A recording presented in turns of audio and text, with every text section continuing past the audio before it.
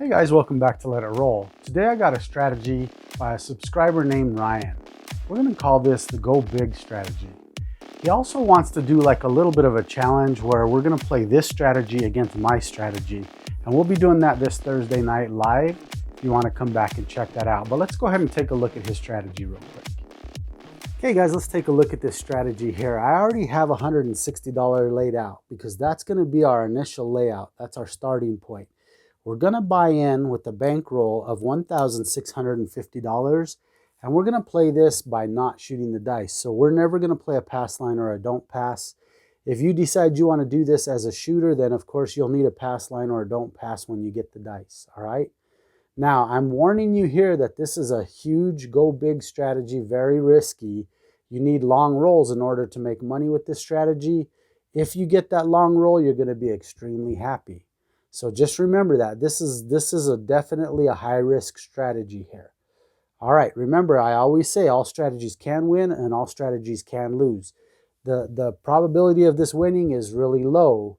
Although I gotta say, I played it last night with Mel from Hawaii and Sleepy and Bird Dog and Yo Girl. And I was down one full bankroll and I bought in again by the time we had a decent enough roll that I ended up making over $2,000 with this strategy, but I was down a couple thousand before. Now, all in all, when I colored up $600 ahead. But remember, it's a very unlikely strategy in my opinion, but that doesn't mean that you can't win with it. All right, so let's look at it in a couple different levels. First of all, the layout is going to be $160 to play this strategy. Okay, the strategy is a really simple strategy. He's basically saying press the first five. So the first five rolls, you're going to press. All right, and then you're going to press the sister number. Okay, so that's the first step. You're going to press 5 rolls, and you're pressing sister numbers when you press. So for example, if a 5 hits, you press the 9. If a 6 hits, you press the 8, and so on. So that's the first step. Now, if you get past five hits, then the next 5 you're going to collect. So now you're going to start collecting some money. So the key is you got to get past 5 rolls, 5 hits, and then you'll start collecting money. So you initially need to get 5 rolls in. All right. Then the next 5 rolls, you're going to collect money. All right. And after that, after the first 5 press, the second 5s all collect.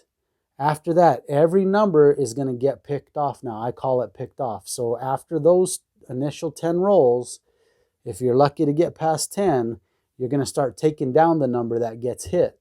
All right? So press 5, collect 5. Now you take down. So if the number 5 gets thrown on the 11th roll, this 5 gets paid, whatever amount it has on it, because you're going to be pressing stuff up. It gets paid the amount that it has, and it comes down. All right, then if a 7's rolled, you lose all of this. But if the 7 is not rolled, let's say that the 6 gets rolled. However much money the 6 has on it, you get paid for that, and the 6 comes down. So now you're just eliminating your bets as they get hit. All right, so you're basically regressing to nothing.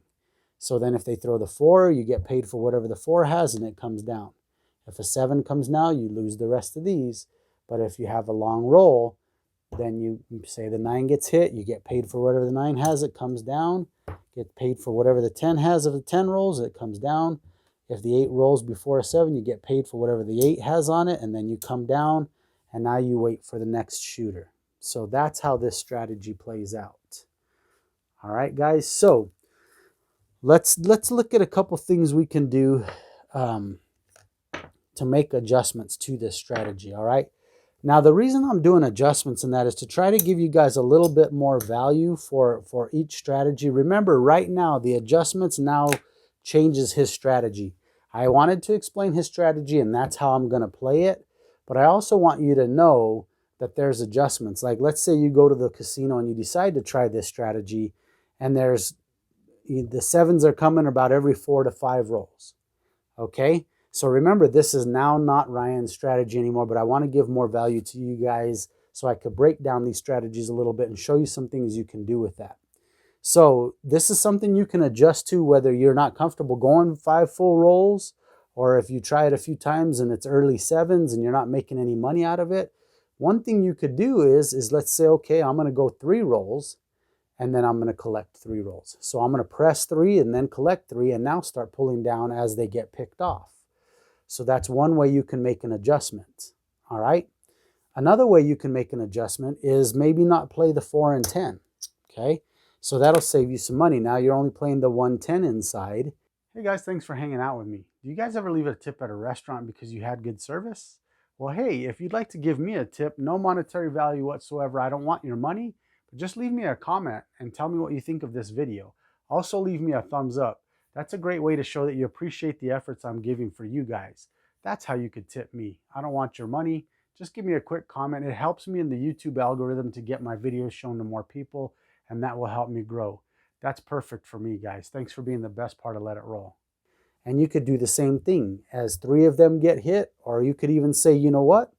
I'm going to collect on the first one, and then I'm going to start bringing them down. So let's say a 5 is thrown, you get paid $35. And now let's say a 9 is thrown, you get paid $35 and you bring it down. Now say a 6 is thrown, you get paid $35 and you bring it down. All right, so those are some adjustments you can make. There again, it turns into a different strategy, not Ryan's, but it's just an adjustment off of the base starting point that I showed you there. So, all right, so those are a couple easy adjustments you can make. If you want, just lessen the amount of hits you take or don't even press at all. Collect everything for 3 rolls. So the first 3 rolls you just collect. And then after that, you start pulling down as they get hit. You could do this on tables that you see that aren't, throwing very many numbers, or you can do it just because you don't want to take so much of a risk. But those are some things you can do to adjust this strategy to make it a little less risky. So, okay, how do you win with this strategy? Of course, you've got to get basically about 7 to 8 rolls, or 7 to 8 hits, not 7 to 8 rolls, because they could throw craps numbers here and you're not going to get paid for it.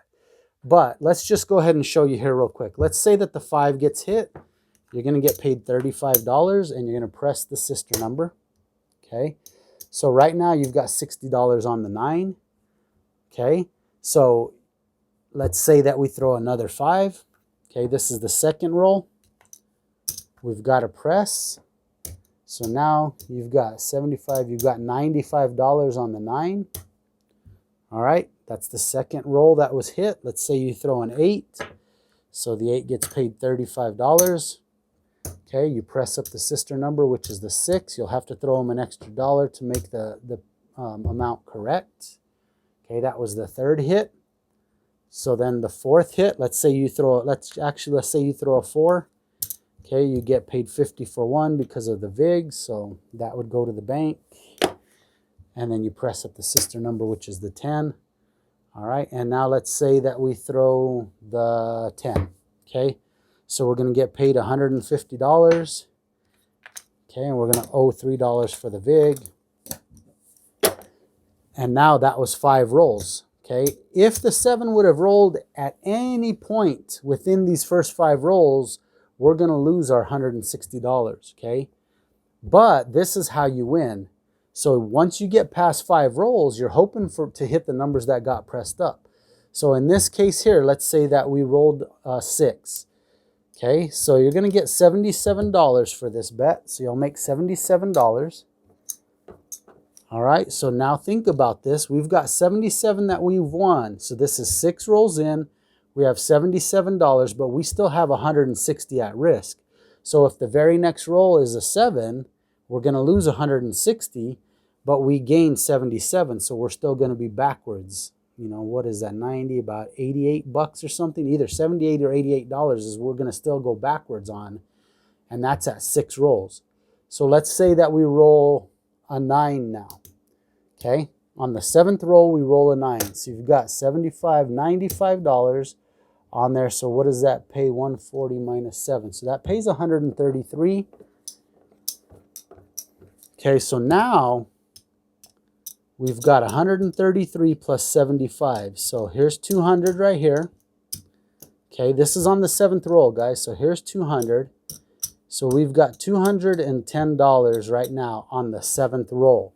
So now on the 8th roll, if we threw a 7, We're going to lose 160, but we've got 210. So that means that we're going to profit $50. So it'll take roughly about 7 rolls with this strategy to break even, be a little bit down based on what numbers are hitting, because you're not going to gain much if you're hitting these numbers if these are pressed up. But you could say on an average, you'd need about 7, safer to say 8 hits to break even or be a little bit ahead. Now, the thing is if you happen to hit one of the ones that got pressed up on the 6th roll, you could right off the bat be even to ahead, okay? So it's going to determine on what numbers are hitting after the 5th roll, after everything got pressed up, whether you're going to be ahead, even, a little behind, so on and so forth. And you can imagine what I'm talking about there. And it's all because the variables of what numbers get pressed, you know, from the 1st to 5 rolls compared to what numbers get thrown from the 6th to the 10th roll. Because literally we could throw 5 5s in a row from roll 6 to roll 10, and we won't make as much as if we would have hit one of the numbers that are pressed up. And that can happen, guys. But I'm just kind of showing you how you win. And of course, on the flip side, the way you lose is not getting past 5 hits. So if you don't get past 5 hits in 10 shooters, you're going to lose your whole bankroll pretty much. All right, guys. So that's how this strategy works. Okay, guys, now that you know how the strategy works, I want to invite you guys to come and check us out on Thursday night. My wife and I are going to throw live. We're going to have some fun. He wanted to see how his strategy fares against the strategy that I like to play. For those of you that have seen my favorite strategy, that's what I'm going to run against this. And there again, one of the strategies is probably going to come out on top, but it don't mean that that's going to happen every single time. If we re-rolled it, it could be flip-flopped, okay? Just depends on how the dice rolls. So the other thing I want to tell you is I got a good friend of mine that has a YouTube channel named Dave from Same Bet. He's got a podcast going on tonight, and his channel has a lot of variety of things. So I want you guys to, as soon as this is over, I'm timing it to where his is going to be starting. Click over to his channel. Make sure you hit the subscribe button right away. Tell him that Let It Roll sent you, and listen in on to his podcast. Every Monday night he has podcasts, and he's had people on there that have been past, you know, from the past that we've heard of in books or whatever, throwing dice, like Howard Rock and Roller Newman. He had him on the show. He had Tony Leo on his show. So if you like to hear about craps, make sure you go check out Dave from Same Bet. All right, guys, thanks for hanging out with me again, and I'll see you guys soon. Take care.